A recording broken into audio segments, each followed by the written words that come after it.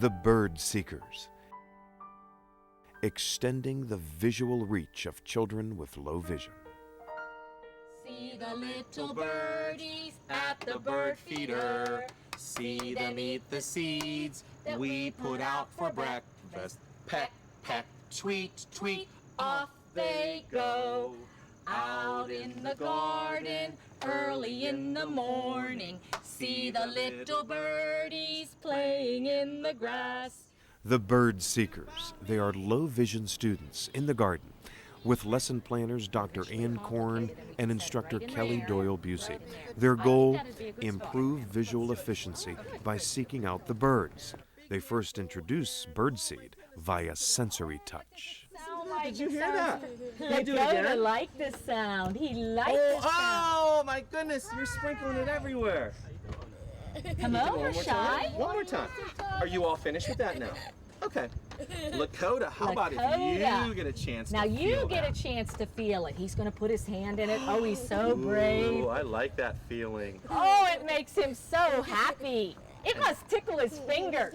The more a child can become aware of their environment at different distances, the more they're going to learn about the world around them. Birdseed everywhere. I don't care. Oh, you had fun with it. I was asked if I would look at the children's visual efficiency. So looking at birds is something that entices a child to use distance vision. Real birds are going to come to the garden. And more importantly, we were able to use the theme of the bird as something to connect the children to the garden setting. You had a fun time looking for birds. 5. And that's just what 6, happened. 7, After feeling the 8, bird seed 9, and filling the 10. feeders, colorful stuffed birds The bee are got it. introduced. Oh, that you touched its wing. Lakota, that was nice touching. You touched its wing. Thank you, Dom. It's almost like you're petting the bird. What do birds sound like? What sounds do they make? Well, I remember when we were singing our song, we said something about chirp, chirp, tweet, tweet.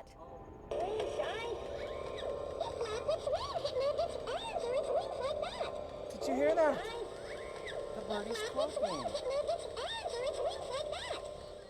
This is just a marvelous setting. We have different distances, different levels of contrast with which to work. We have different textures as background. We can do in this type of setting what a classroom can't always do. We have natural lighting, but we can also find areas that have low contrast or high contrast. When we talk about visual efficiency instruction, we're also talking about other unique areas of learning for children with visual impairments. So we're in a garden like this, we're able to pair visual efficiency instruction with leisure activities. We're able to look at independent living activities, self-reliance, and so on. But it has some other colors too. Black, that's right. And it can Pairing you find the visual wings? deficiency with leisure found the activity, beak. engaging children with bright, colorful stuffed birds mixed with sensory cues and music. Just take a look at what happens here. Talk to the bird. I'm going to move it over here. Lakota, we're going to give you. Oh, you're looking at nice using your vision.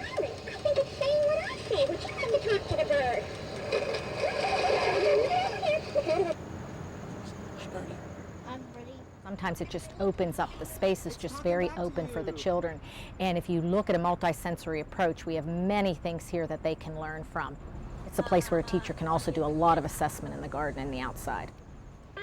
The children were moved to the upper part of the garden for additional contact with the birds. You're shaking the bird. Shaking the bird. Shaking the bird. You're moving him. Out in the garden, early in the morning, see the little birdies playing in the grass. See them flap their wings, hear them make some sounds. Chirp, chirp, tweet, tweet, off they go. I looked at how they were using their vision and areas where I felt we could extend their visual reach. I wanted a group lesson, but I also wanted each child to have their own individual visual goals. The teachers were very attuned to where we were headed. I wanted to close the lesson again as a group for socialization and also to make some generalization to birds in general, to have the song again as a culminating activity.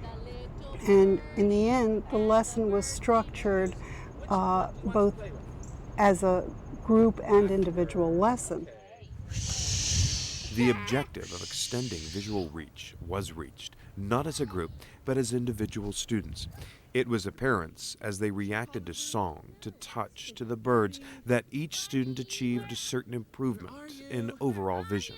Go ahead, find the birdie. Go ahead. Use your eyes. Yay, you found it! I didn't expect all the children to attain their objectives, but when I saw Lakota looking at the bird, when I saw Dominique searching for a bird, when I saw the attentiveness to the bird after the bird stopped talking, I saw the children understood what the goal was. Now, whether it's going to take a few of these lessons or many lessons with these or other objects, the teachers will continue to help these children to extend their visual reach. And this type lesson will be repeated often in the garden. It just broadens your whole spectrum, and it creates a new approach to learning. It really opens up the field, and it's so natural, and it feels good to the children, and I think it feels good to the staff, and it also just builds.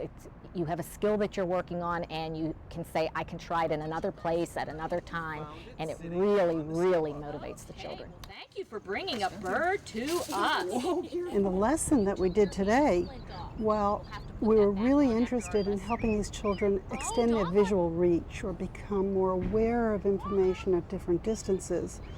The activities that were chosen will also provide for them some leisure activities. Ultimately, I hope that the children will enjoy gardens and enjoy seeing birds at distances. You like that sound? You're a bird watcher. Yes, you are. Let's try one more time. Very nice job. Thank you so much. I'm glad you came with me on the lesson